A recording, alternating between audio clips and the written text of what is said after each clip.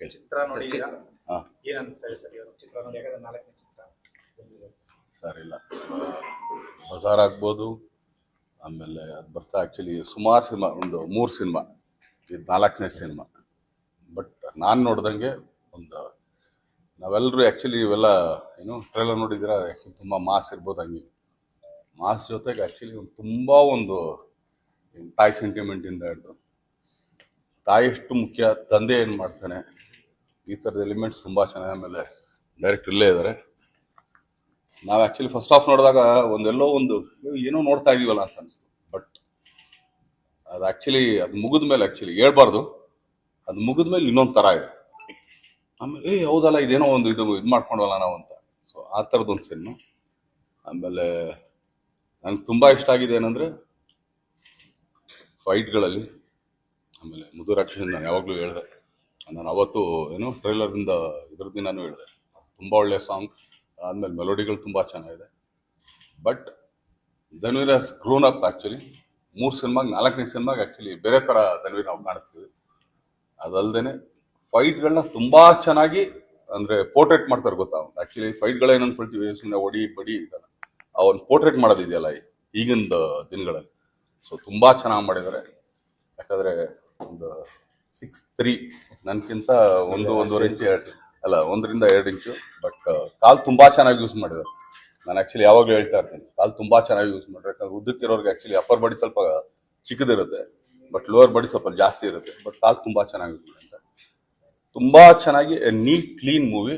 ಅದಾದ್ಮೇಲೆ ಒಂದು ತುಂಬ ಒಳ್ಳೆ ಮಾರಲ್ ಇದೆ. ಒಂದು ತಾಯಿ ಜೊತೆಗೆ ಇನ್ನೊಂದು ಮತ್ತೊಂದು. ನಾನು ಇಷ್ಟೇ ಕೇಳ್ಕೊಳ್ಳೋದು ಎಲ್ಲ ಕರ್ನಾಟಕ ಜನತೆ ಹತ್ರ,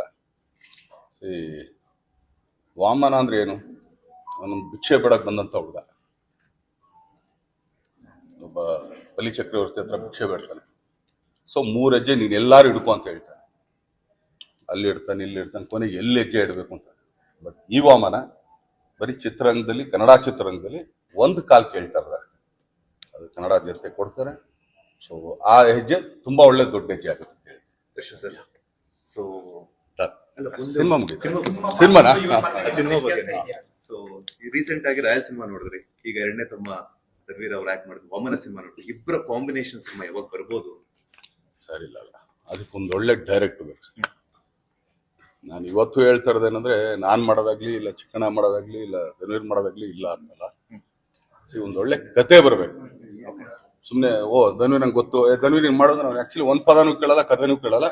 ಧನ್ವೀರ್ ಮಾಡ್ತಾರೆ, ಆಕ್ಚುಲಿ ಏನೋ ನಮ್ಮ ಚಿಕ್ಕಣ್ಣನೂ ಮಾಡ್ತಾರೆ. ಆದ್ರೆ ಅವ್ರಿಬ್ಬರಿಗೆ ಆಕ್ಚುಲಿ ನ್ಯಾಯ ಒದಗಿಸಂತ ಒಬ್ಬ ಡೈರೆಕ್ಟರ್. ಆ ತರ ಬಂದ್ರೆ ಖಂಡಿತ ಮಾಡ್ತೀವಿ. ಇನ್ನು ನಾವು ಮಾಡಲ್ಲ ಅಂತ ಏನ್ ಹೇಳ್ತಿಲ್ವ. ಅವತ್ತು ಹೇಳ್ತಾ ಇರೋದು ಇವತ್ತು ಹೇಳ್ತಾ ಇರೋದು ಒಂದೇ, ನಾವು ಮಾಡೋದು ಕನ್ನಡ ಸಿನಿಮಾ. ನಾವು ಆಕ್ಚುಲಿ ಯಾವುದೇ ಬೇರೆ ಭಾಷೆ ಸಿನಿಮಾ ಮಾಡ್ತಾರೆ ಇಲ್ಲ, ನಾವೇನು ಪ್ಯಾನ್ ಇಂಡಿಯಾ ಸಿನಿಮಾ ಮಾಡ್ತೀವಿ. ಕರ್ನಾಟಕದ ಜನತೆಗೆ, ಇಲ್ಲಿರೋ ಥಿಯೇಟರ್ಗಳಿಗೆ, ಇಲ್ಲಿರೋ ಸಿನಿಮಾ ನಾವು ಮಾಡ್ತೀವಿ. ಧನ್ವೀರ್ ಅಲ್ಲಿ ನಿಮ್ಮ ಫಿಲಮ್ ಮೂವಿಯಲ್ಲಿ ತುಂಬಾ ಇಂಟ್ರೆಸ್ಟಿಂಗ್, ತುಂಬಾ ಡಿಫ್ರೆನ್ಸಸ್ ಏನ್ ಹೋಲಿಕೆ ನೋಡಿ ಈ ಫಿಲಮ್ ಹಿಂಗ್ ಮಾಡ್ಬೇಕಾಯ್ತು ನಾನು ಕೂಡ ಅನ್ನೋದೇನಾದ್ರು ಬಂದಿದೆ ಈ ಫಿಲಮ್ ನೋಡಾದ್ಮೇಲೆ? ಲವ್ ತುಂಬಾ ಚೆನ್ನಾಗಿ ಮಾಡಿದ್ರು. ಆಕ್ಚುಲಿ ಆ ಥರ ಲವ್ ನಾವು ಮಾಡ್ಬೇಕಂತ ತುಂಬಾ ಇಷ್ಟಪಡ್ತೀವಿ. ಬಟ್ ಯಾರು ಆ ಥರ ಲವ್ ಮಾಡಕ್ ಕೊಡ್ತಾರಲ್ಲ ನಮ್ಗೆ. ಸಾಂಗ್ ಬಗ್ಗೆ ನನಗೆ ಈ ತರ ಸಾಂಗ್ ಕೊಟ್ಟಿಲ್ಲ, ಒಳ್ಳೆ ಸಾಂಗ್ ಕೊಟ್ಟಿದ್ದಾರೆ. ಅಲ್ಲಲ್ಲ, ಅಂದ್ರೆ ಮುದುರಾಕ್ಷಿ ತುಂಬಾ ಚೆನ್ನಾಗಿದೆ. ನಾವ್ಯಾರು ಯೋಚನೆ ಮಾಡಿದ್ರ ನಿಮ್ ಮದುವೆ ಆಗಿದೆ ಸರ್? ಆಗಿದೆ. ಯಾವತ್ತಾರು ಹೇಳಿದ್ರ ನಿಮ್ಮ ಹೆಂಡತಿಗೆ ಆಕ್ಚುಲಿ ಮುದುರಾಕ್ಷಿ ಅಂತ? ಅಷ್ಟೇ ಅಲ್ವಾ? ಹಂಗೇನೆ ಮುದುರಾಕ್ಷಿ ಹೇಳಿದ್ರೆ ಅವ್ರಿಗೊಂದು ಖುಷಿ ಆಗುತ್ತೆ. ಚೆನ್ನಾಗಿದೆ ಅಷ್ಟೇ. ಸರಿ, ಥ್ಯಾಂಕ್ ಯು.